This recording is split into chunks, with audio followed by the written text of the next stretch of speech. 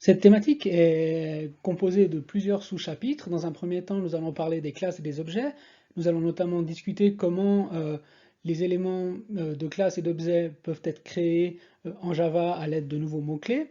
Nous verrons ensuite comment les constructeurs peuvent nous permettre de créer des objets avec les paramètres qui y sont inhérents. Dans un troisième temps, nous parlerons de la visibilité des membres, et là, à ce moment-là, on va comprendre à quoi sert notamment le mot-clé public.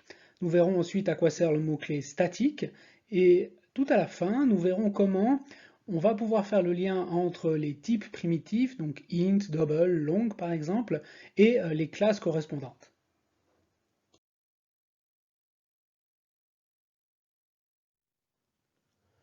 Nous avons parlé dans l'exemple de code de tout à l'heure comment on pouvait modéliser un rectangle et réaliser différentes opérations à l'aide d'une classe. Alors, lorsqu'on a la problématique qu'on a eue de faire une classe pour un rectangle, on utilise très souvent ce qu'on appelle la notation UML. La notation UML, UML signifie Unified Markup Language. Cette notation, en fait, elle nous permet de faire des représentations graphiques de ce qu'on va avoir comme classe dans notre programme. Alors comment on fait ça? Eh bien, vous voyez, on fait pour ça un dessin. Donc ça, c'est vraiment un dessin qu'il faut faire comme ça, avec en haut le nom de la classe, et puis dans la partie basse, donc en dessous de cette ligne qui se trouve ici, eh bien on va avoir ce qu'on appelle les attributs de la classe. Ces attributs de la classe, ça va être un ensemble de variables. On va ensuite pouvoir implémenter ça, donc réaliser dans différents langages de programmation, ici en Java, la classe. Alors pourquoi je vous parle de ça? Simplement parce que cette notation UML, elle est utilisée dans ce qu'on appelle le génie logiciel pour décrire les programmes.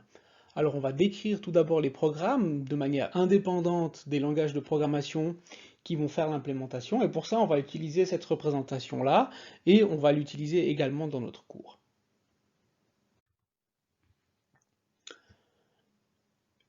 Vous avez ici une définition de ce qu'est une classe. Je vous laisse lire cette définition.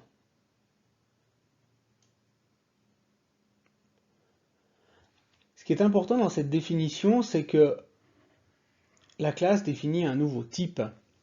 Et ce type est général, et c'est nous-mêmes qui définissons ce type. Alors dans ce type, qu'on va pouvoir utiliser comme un type standard de Java à peu près, eh bien on va avoir ce qu'on appelle des attributs. Ces attributs vont être des variables internes de différents types.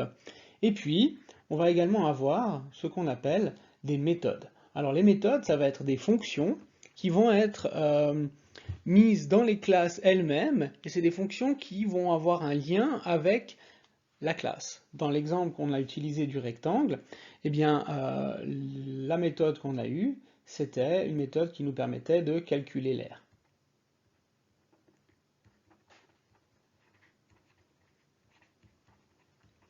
Et les attributs, eh bien, c'était pour nous deux entiers qui étaient d'une part la largeur et d'autre part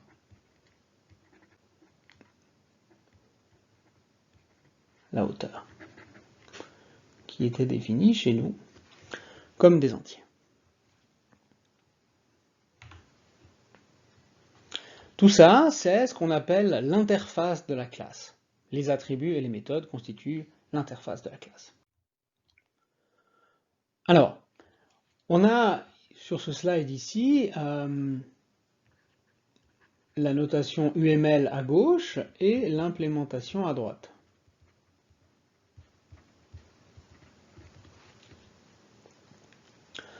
On a dans les attributs de la classe ici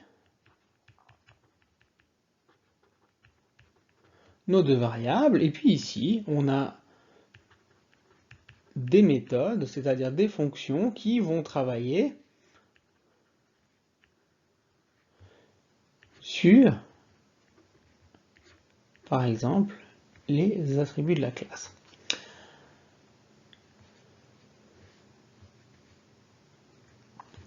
À droite, on voit l'implémentation des attributs et l'implémentation des méthodes. Alors, pour notre classe rectangle ici, on a une méthode qui est nommée ici surface. On n'avait pas tout à fait le même nom dans l'exemple de code, mais c'est pas très important. On comprend ce que fait la méthode. Donc la méthode ici surface va utiliser les attributs pour retourner un entier, et le périmètre d'un rectangle va être donné par 2 fois la largeur plus 2 fois sa hauteur. Voilà une implémentation d'un diagramme UML qui est donné à gauche, en Java. On le comprend déjà un tout petit peu avec les exemples qu'on a donnés. Une classe va être en fait un espèce de plan pour pouvoir créer des objets.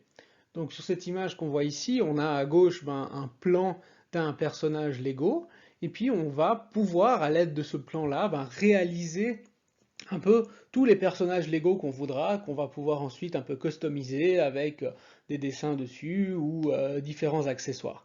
L'idée est vraiment la même en programmation. La classe va être un plan général qui va nous permettre de créer des objets différents, comme par exemple pour le rectangle, on avait la classe rectangle. Tous les rectangles possèdent une largeur et une hauteur, et on a pu ensuite instancier dans un deuxième temps différents rectangles qui avaient différentes largeurs, différentes hauteurs. On parle aussi parfois de classe comme étant un moule plutôt qu'un plan. Donc cette image du moule à Googlopf qui se trouve en dessous, le moule lui-même est la classe, et les différents gâteaux qu'on peut réaliser ici de différentes tailles, et bien tout ça sont ce qu'on appelle des objets. Ici, on définit un petit peu de vocabulaire. Donc, la classe est le moule, et puis avec ce moule-là, on va pouvoir réaliser différents gâteaux. Un gâteau au chocolat, un gâteau à la vanille. Et puis, ces objets-là vont avoir différentes caractéristiques qui seront issues du moule. Si on change le moule, eh bien, on va avoir des instances différentes. Pour les personnes qui ont déjà fait de la philo dans leur vie, on peut prendre un peu aussi l'exemple de Platon et de la caverne. Donc l'idée ici est la suivante. On imagine qu'il y a quelqu'un qui est dans une caverne, et puis qui a un grand feu à l'entrée de la caverne, et puis les personnes, elles voient avec le feu, elles voient les objets de l'extérieur comme étant projetés contre le mur de la caverne, et ce qu'ils voient, c'est l'image des objets, mais pas les objets eux-mêmes. On peut aussi imaginer, en prenant un exemple dans la philosophie, qui pour une fois marche assez bien avec la programmation, c'est l'idée suivante. Quand je vous dis lion, vous avez tous en tête une image qui vous vient, qui est l'image de l'objet en soi. Qu'est-ce que c'est un lion? Un lion, ça a une crinière, ça a des pattes, ça fait un certain cri.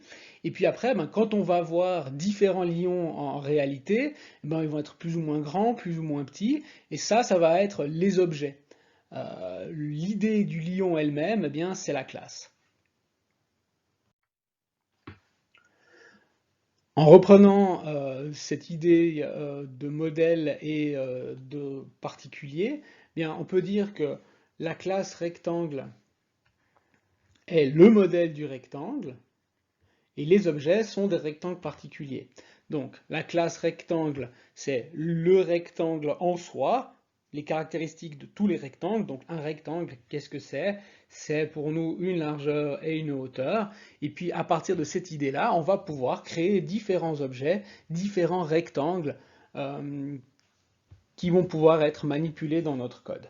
Donc vous voyez, c'est un concept quand même assez puissant d'avoir la classe, parce que la classe, elle va nous permettre de faire des abstractions du monde réel que ne nous permettent pas simplement des variables.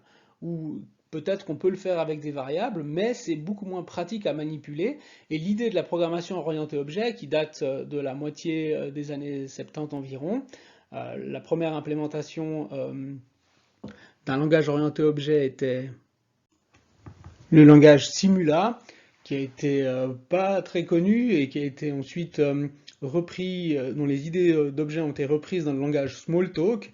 eh bien, c'était les premiers langages d'objets qui ont implémenté ça. Et aujourd'hui, la plupart des langages de programmation modernes sont des langages qui permettent de modéliser les choses en orienté objet.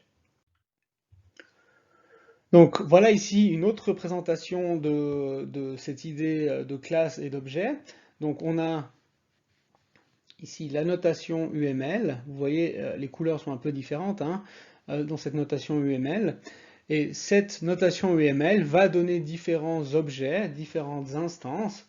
Par exemple ici on va avoir une instance A qui va avoir une largeur et une hauteur, une autre instance qui va s'appeler room, avec différentes caractéristiques, etc., etc. Donc à partir de la classe, on va pouvoir créer des objets. Une classe définit ce qu'on appelle un type.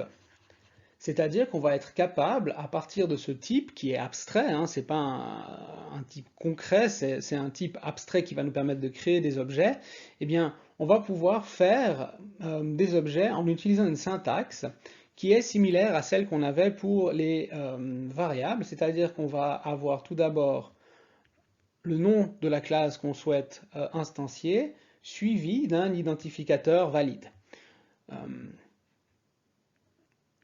Et d'un point-virgule. Donc, deux exemples en dessous. Nous avons ici l'identificateur aRectangle qui va être de la classe rectangle et l'objet bathroom qui va être de la classe rectangle également. Alors, on parle dans ce cas-là d'un objet. Et là, on a la classe. Notez comme les classes sont écrites avec une majuscule en début et les objets sont écrits avec une minuscule au début. C'est ce qui va nous permettre de faire la différence lorsqu'on écrit notre code entre ça c'est une classe parce que c'est écrit en majuscule et P par exemple, prenons une lettre, on voit mieux la différence entre majuscule et minuscule, ça va être un objet.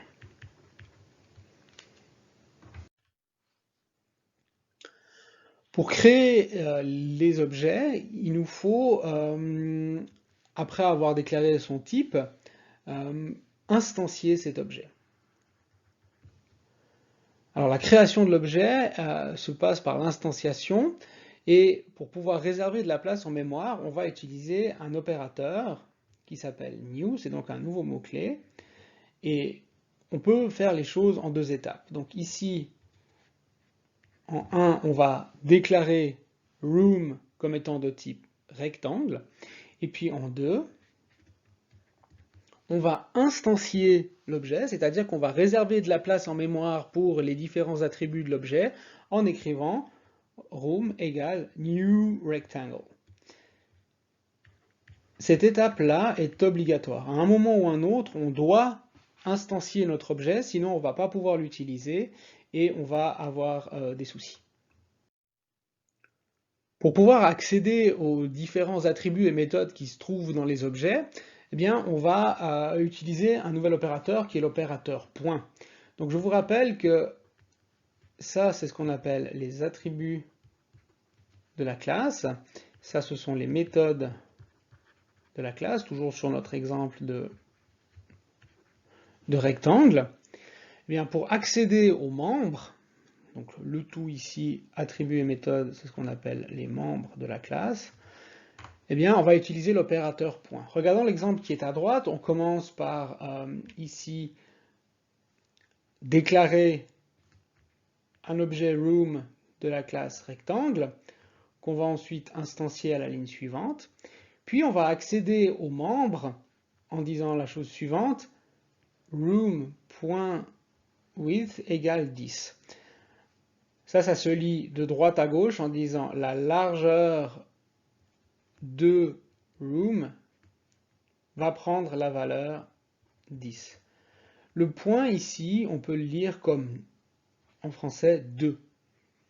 Donc ça va être la largeur de la pièce. La hauteur ensuite de la pièce va être égale à 4. Puis on va mettre dans une nouvelle variable S la surface de la pièce.